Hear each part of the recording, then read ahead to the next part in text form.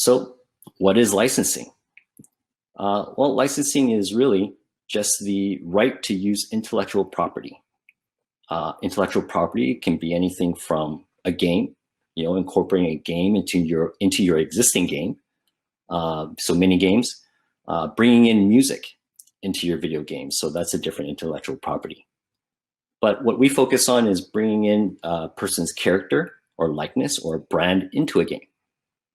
So that's what that is. Pretty simple, right? Pretty straightforward.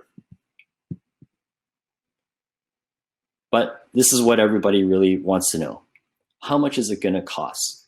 So although there's different factors that go into licensing, let's focus on just how much it would cost and how I can use it. So when it goes into how much things cost, we got to look at the three different categories when doing a licensing deal. We look at the royalty and revenue share, the minimum guarantee, and an advance. And finally, the rights, how I can use it. Again, seems pretty straightforward. But when we get into royalty share, you're thinking, this is easy. All I got to do is think of a percentage that myself and the brand or IP agree upon. Pretty straightforward, right? Well, it's not so simple. Here are some of the questions and dialogues that typically happen when we talk about royalties and the revenue share. Things like, well, is the royalty going to be based upon performance? How much sales should the crossover perform for the certain royalty? What if the royalty doesn't, or what if the sales don't perform as well? Is there going to be a penalty? What if I exceed the sales performance? Is there going to be a bonus? So those are the things that aren't, add to the royalty and the revenue share. But the thing is, the key takeaway here is that every deal is going to be different. So unfortunately, there's no standard of what the royalty or revenue is going to be. The next part that makes up this is the minimum guarantee. What's that? The MG. So once you've got the royalty rates figured out, you got your sales projections figured out, well, the minimum guarantee is the base price that the brand would want.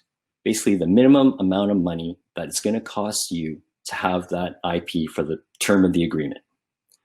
Same thing. What's the MG? How's that going to be determined? Is MG always going to be the same? Is it going to be based upon a percentage of the sales revenue? If so, what's that percentage? Unfortunately, same thing.